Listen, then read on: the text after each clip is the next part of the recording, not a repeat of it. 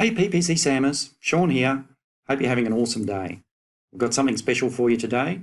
Today we're launching our new responsive search ads builder, where you can build thousands and thousands of RSAs across an account very quickly with just 3 clicks. So before we get stuck into that though, I would like to introduce you to Kristen from Google.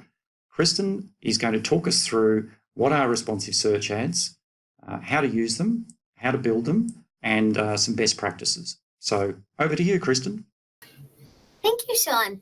Hi, everyone. My name is Kristen, and I work for Google based out of New Zealand, but I work across the Australia and New Zealand markets. My role within the business is to help support agencies like PPC Samurai, who are mostly platform focused, to be able to implement performance and product recommendations at scale, because as we know, Google's constantly rolling out these changes. Both of us, me and Sean, have chief happiness officers in our lives. Sean, do you want to introduce Buddy? I'd love to introduce Buddy. He's our little office dog and he's with us basically 24/7 and everyone in the office loves him. And on my side, I've got Blossom, so you always hear her snoring in the background of all of my video calls. That's true.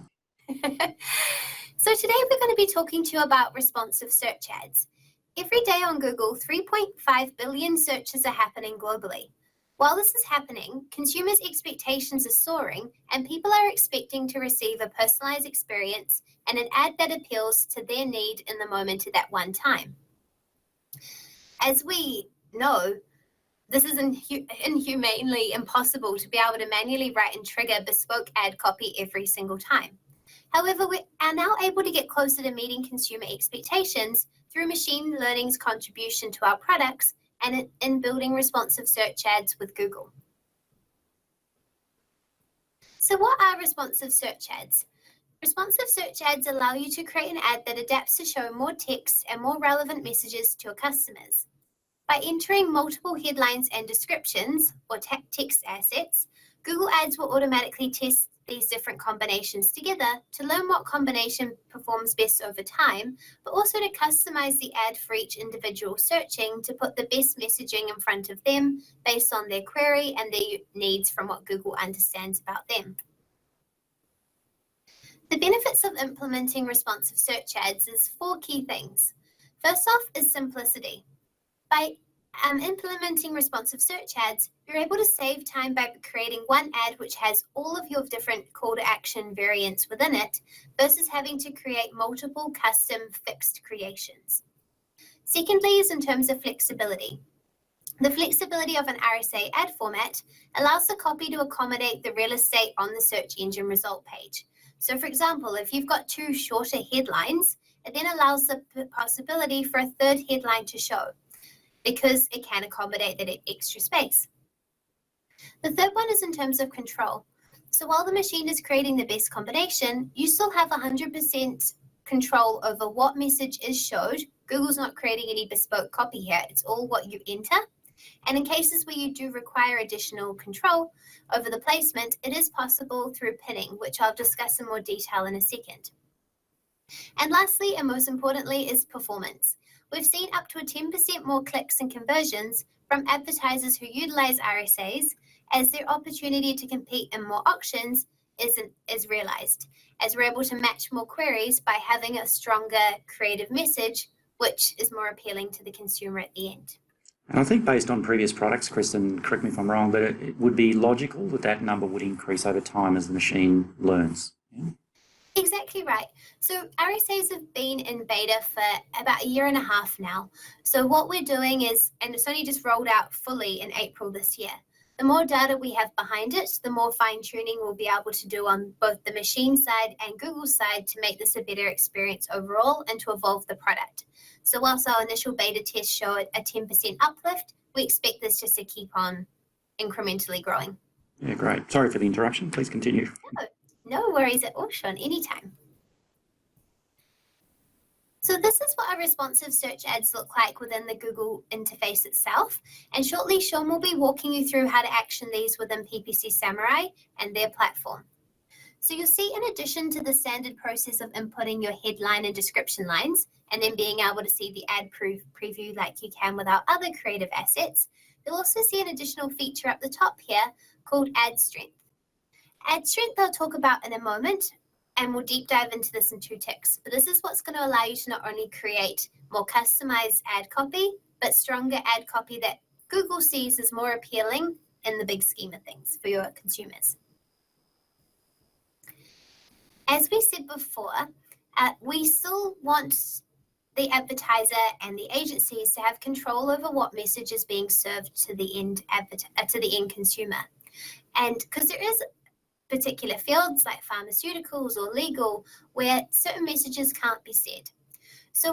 Or they have to be said in a certain combination, or you have to have a certain flag on an ad copy. So with RSAs, what we've implemented is 3 different control features that you can access via pinning. The first one allows you to have 1 field and 1 position. So you can guarantee that either 1 headline or description line will always show in that particular position. So as I said, this is particularly important if you're a pharmaceutical advertiser where a notice is legally required to always show within an ad. The second layer of control that we have here is having multiple fields pinned to the same position. So you can guarantee that either message 1, 2, or 3 always shows in that same position. So either one or the other will show for either search. And thirdly is pinning to all positions. This ensures that messages will not show in combination. So for example, if you have different ways of phrasing the same call to action, without wanting to sound silly by repeating yourself in it's like here, great flowers, fresh flowers, beautiful flowers. You don't want that to just dictate your entire ad copy. You can choose to just pin certain messages to certain areas. This will stop assets showing together and ensure that you've only got one type of message showing at once in the ad. This third type of control is not recommended for all cases, as you're taking away the flexibility that the machine has to be able to create a bespoke message, but it definitely has some important use cases, like this example, where you don't want to just be repeating yourself. Sean, I know that you've implemented some of these into the PPC Samurai platform in particular because you saw these as real use cases. Did you want to talk to any more about this? I might cover off on that in the next section where I'm actually walking people through the program. Because I think it's quite important, but yeah, we'll cover it there because I'll need to go into it in a little bit of depth, and it's probably easier to show our users the actual use case in the app. Yeah, exactly right. Okay, makes sense. So stay tuned. Sean will stay tuned. Yep. PPC Samurai soon. So the next part we wanted to talk more about was the reporting that's available. So there's 4 ways to measure the performance of your responsive search ads. Firstly is the ad level reporting. This will show you the metrics of your responsive search ads performance against your current expanded text ads. So this is the highest level of reporting that we have, and you'll be able to see here the breakdown of any of the standard columns that you have, like impressions, click-through rate, clicks, but at the 1 ad level versus other ETAs. If we come into the next level of reporting here, this is our asset level reporting. So within your responsive search ad itself, asset level reporting shows you by asset which are performing well and which assets are not performing as strongly so that you can go forth and optimize these accordingly. To help with the optimization, we've got an additional signal called ad strength, which I highlighted earlier in the interface. Ad strength measures the relevance, quality, and diversity of your responsive search ad content. So if we combine this with actionable feedback, this tool makes it easy for you to improve the effectiveness of your ads because it's actually showing as the ad as a whole, is this ad strong? How can you improve this? And it actually, versus you having to previously just look at impressions and click-through rate, this adds an additional layer of qualitative data that we have behind the ads, so you can actually go forth and make the right optimizations to improve this ad strength over time. This is a column that you can access within the interface itself, and you can also see it in the preview function. So when you're writing the ad, it can show you before you even submit it if it's going to be a strong ad or not. So definitely a strong one to keep in mind and to remember to look at, because it's going to help you with your optimizations and just how you engage the consumer with your advertiser. And lastly, we've got combination reporting. This shows us the most popular combinations of the different text assets that you have and how many impressions have been served against them. So this will allow you to see that whilst at the highest level, you can see how your RSAs performed against your expanded text ads. This will show you based on that one RSA, which combination of messages is your strongest. So you can kind of adapt that message when you are doing your optimizations if you see one is winning ahead of the rest. So lastly, some best practices. To help make the most of your responsive search ads, Google has the following that are important to look at and to abide by. So firstly, for every RSA, we recommend that you have at least 5 distinct headlines and avoid using the same or similar phrases and avoid loading overly redundant assets. So whilst we give the option for you to have 15 headlines and 5 description lines, if you can't say anything in any different way, you don't need to kind of like stuff the ad with additional the words if they're not necessary. So avoid anything redundant and make sure that whilst you have enough diversity with at least 5 headlines, don't feel the need to get to the full 15 if it's not, appropriate for the advertiser. Secondly, at this stage, we're commended to add 1 RSA per ad group to start with, and we do have a limit of 3 responsive search ads per ad group. So based on our existing creative excellence guidelines, we still recommend you have at least 2 expanded text ads and then add 1 responsive search ad per ad group. You can add more responsive search ads if you feel that it is fit, but just know at this stage we do have a limit of 3 responsive search ads per ad group because we want to be showing the expanded text ads and RSAs in conjunction.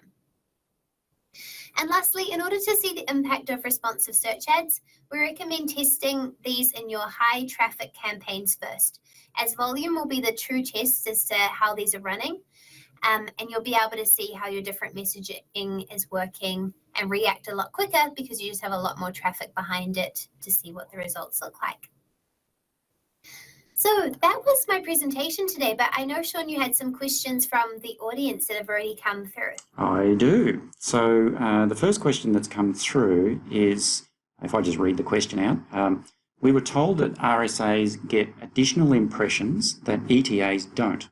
So, for example, if an RSA gets 500 impressions and an ETA gets 400 impressions, does that mean that the 500 that the RSA got are extra on top of what the ETA got? So, as in total of 900 impressions in that case. So that was the question. So, do RSAs basically tap into a different traffic source, I think is where that question's going. Thank you, Sean. So RSAs are not going to be accessing any different traffic or any different networks that the ETAs wouldn't have access to. The improved impressions that we're seeing from RSAs versus ETAs is from having a more dynamic content and message overall that makes you more competitive against your other advertisers within the auction. So for every auction that happens, all of the different creative messaging, the best creative message from each advertiser goes forward. And then the one that has the strongest creative messaging and all of the background to win the auction then gets put forward into the search engine result page.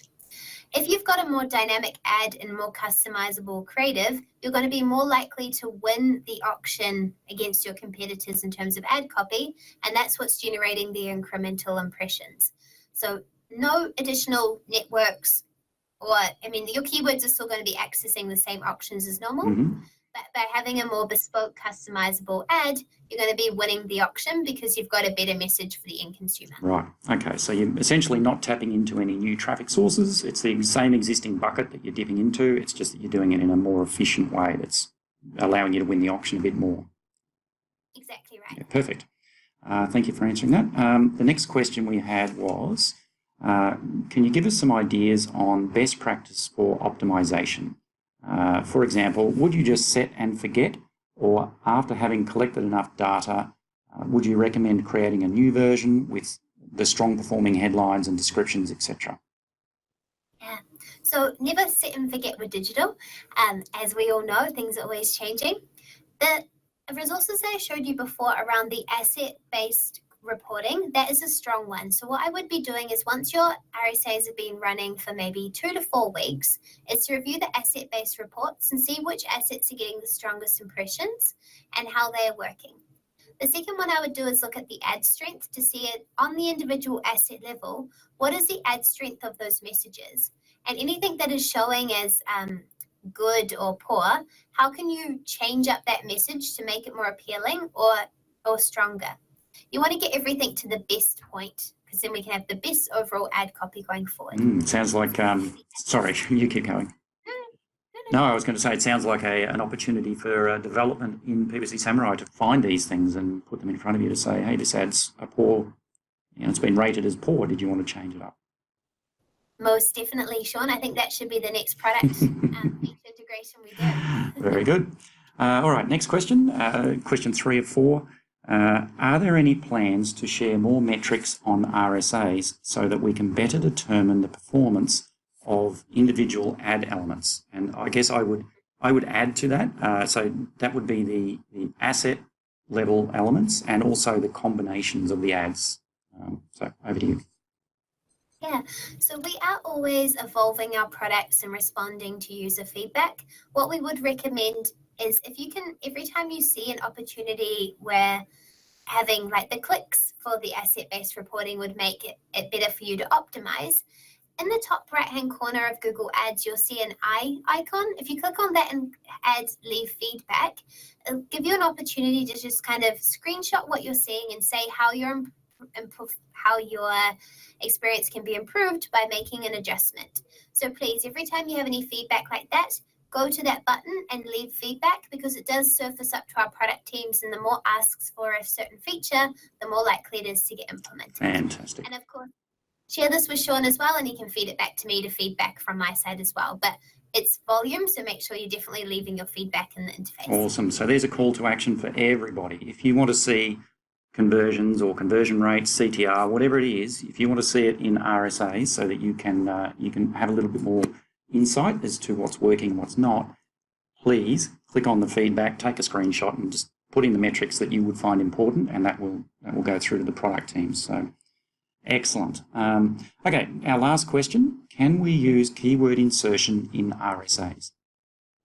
Yes, you can. So ad customizers aren't available for RSAs except for dynamic keyword insertions. So you can use those with RSAs. Wonderful. That's it for questions from the audience. So thank you so much for coming and joining us today, Kristen, and walking us through RSAs. It's been an absolute pleasure as always.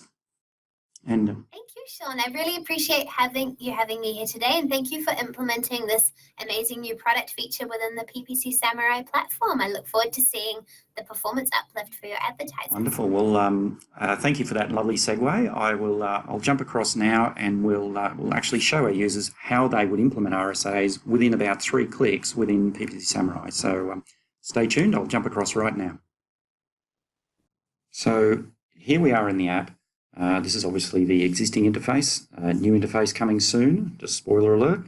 But anyway, so what we do to get into the RSA builder is click into a customer, come down here under actions, and you'll see this new option here for responsive search ads.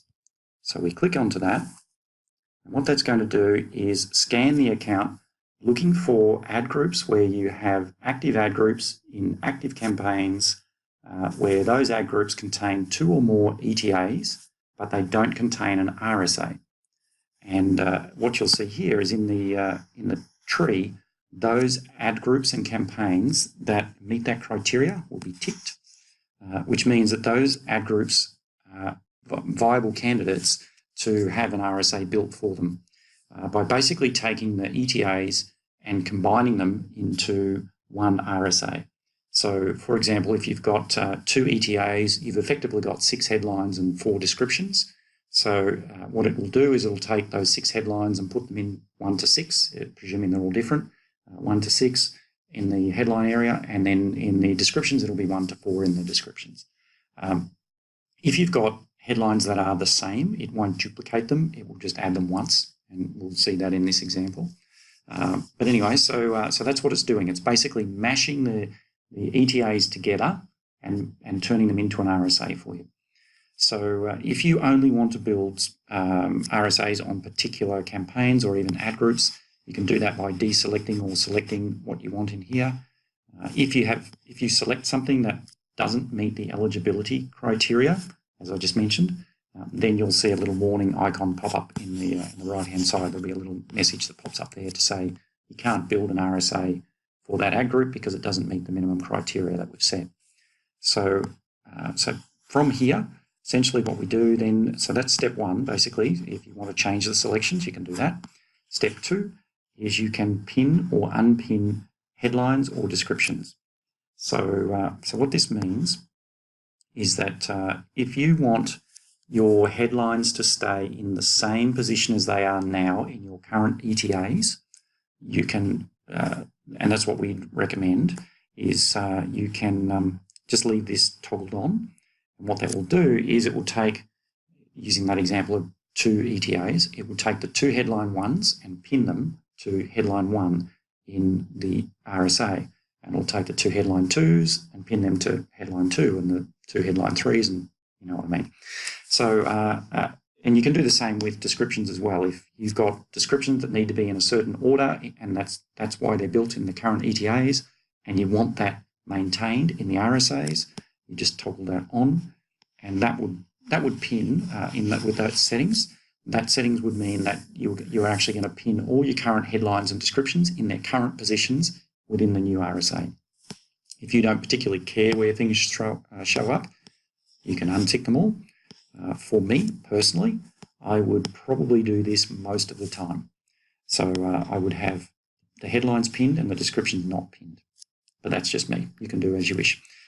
So basically, once we've determined what our settings are going to be here, we can preview our RSAs, and the system will go away, and basically it's building all the RSAs. And now if I want to view the RSAs, I can just open up the tree here, click on an ad group, and on the right hand side it's going to give me a visual representation of what that RSA looks like. So it shows here, in this case I wanted the headlines pinned, so I've got 2 headline 1s pinned, 1 headline 2 and 1 headline 3. So in this case, what that's telling me is that the actual ETAs that we used to create this RSA, we had the only difference between them in the headlines was these two headline 1s. Headline 2 and headline 3 were exactly the same in the 2 ads. So therefore, it's only created 1 pinned headline for 2 and 1 for 3. So you can click through and sort of spot check a few ads. And once you're happy with the general format, just hit create all RSAs, and that will create all the RSAs that it's generated here. So as I said earlier, we did the test today. It took like 3 minutes or something, less than 3 minutes, to do about 1,500 RSAs for a whole account. So very, very quick to put that together. Just to reiterate why personally I like pinning these headlines. I'm a bit of a fan of having a keyword-based headline 1, a benefit-based headline 2, and a call to action on headline 3. That's just me personally, how I like to structure my ads. And so if I've got my ETAs already built that way, I want my RSAs to essentially test those headlines against each other, but I don't want to take my call to action and stick it in headline 1. So that's why I personally would pin the headlines, because that's the way I've sort of built the ETAs in the first place. So I hope this is useful. Would love some feedback. This is obviously going to be moved across into the new interface as soon as that's released. But yeah, give us any feedback you've got. Love to hear it. Thanks, everyone. Have a great day. Bye.